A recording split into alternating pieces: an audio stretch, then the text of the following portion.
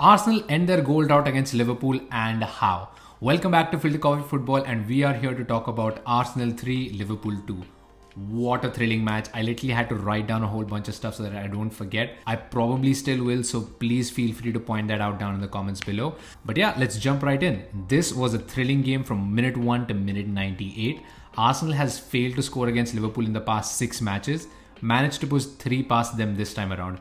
This has traditionally been the highest scoring fixture in Premier League history, with the two teams sharing 180 goals between them across the history of the Premier League, counting today's result. Liverpool came in second this time around, but let's talk about their performance first. Alexander-Arnold substituted at halftime. They say he had an ankle issue. I honestly think Klopp was just trying to protect him because he was getting overrun by Martinelli down that right hand side. Probably to blame for both of the opening goals, and with Joe Gomez coming in, he was able to keep up with Martinelli a little bit better, but not too much more than that. Salah continues to struggle. I mean, he was subbed off even when Liverpool needed a goal, which just goes to show how ineffective he's been throughout the season and especially in this match. Tomiyasu did a fabulous job on him. And again, let's talk about that new system, the 4-2-3-1 that he deployed against Rangers. Rangers, small team, it didn't matter what system he was going to play against them. With the quality they have, they were almost always going to win that game. Against Arsenal, a much better equipped team, the system just completely fell apart. They had patches of control in that first half, especially after they scored their goal.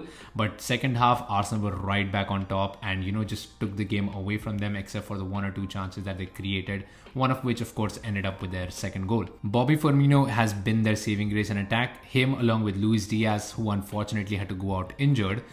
Outside of that Liverpool attack is really struggling. Darwin Núñez scored a goal, but let's get it straight. That was a fairly clumsy touch in there. And again, Gabriel was probably to blame for that goal going in to begin with. This has been Liverpool's worst start under Jurgen Klopp, and there have to be some major changes made if they hope to end up in top 4, because at this point, they're clearly out of that title race. Before we move on to talking about Arsenal's performance, please hit that like, share and subscribe button. As a small channel, you have no idea how much it helps other people notice the content and really get into it. So yeah, please go ahead and do that for us. And now let's talk about Arsenal. 8 on 10, 9 on 10 performances across the pitch. Gabriel Martinelli, easily the man of the match. He terrorized that Liverpool defense, scored a goal, provided an assist, and he was just running all the way through the pitch, even into the dying embers of the game. Other notable performances, of course, Gabby Jesus won that penalty for us, really biting in that attack, really gave Van Dijk a hard time in defense. And Bukayo Saka, our golden boy, great positioning to go in for that first goal, and then just incredible composure and mental fortitude to put away a high pressure penalty against one of the best goalkeepers in the world. What a penalty that was to seal the 3 points. Of course, other notable performances, Saliba continues to be incredible. Do you think he's the best defender in the Premier League right now? Let us know down in the comments below. But yeah, Xhaka again with a fabulous performance, and Thomas Partey immense in that midfield. Got us out of many a tight positions when Liverpool were dominating towards that end of the first half. If we do have to call out some poor performances though, Gabriel in defense and Ramsdale probably stand out the most for me. Gabriel, another error leading to a goal. This is 2 games in a row now after that penalty conceded against Tottenham. And Ramsdale, I feel if you're gunning for top 4, if you're gunning for the title, he needs to be saving that second shot against Firmino. Those are the kind of saves that top level goalkeepers make day in and day out. And let's talk about some tactical tweaks by Arteta.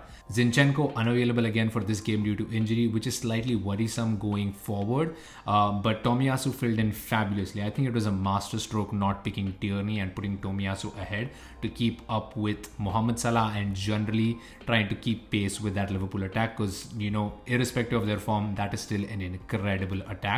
And again, coming towards the end of the game, Arteta choosing to be pragmatic, putting on another defender, trying to play, trying to kill the clock down, something that he probably should have thought about going against Manchester United. We may have come back with 1 point instead of losing all 3 if he didn't quite go for broke in that fixture. Another potential source of worry was an injury for Ramsdale early on in the match. He kind of held on to that groin hip region again. Same injury he had last season.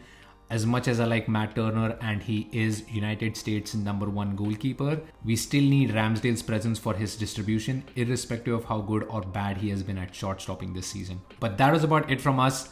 Top of the table still, that's 3 big games down. Arsenal are definitely going for it. This is going to be an incredible season, it looks like. Do you think Arsenal have a legitimate shot at going for the title? Let us know down in the comments below. It's Leeds United next. High risk game. They love to play a very high tempo, very high intensity, really push the team hard. It could be a bit of a train wreck for them if we get our tactics right and utilize all the space that they leave in behind us. Thank you for watching. Please point out if you missed anything down in the comments below. And again, hit that like, share, subscribe button. It helps us incredibly. See you guys next time. Bye.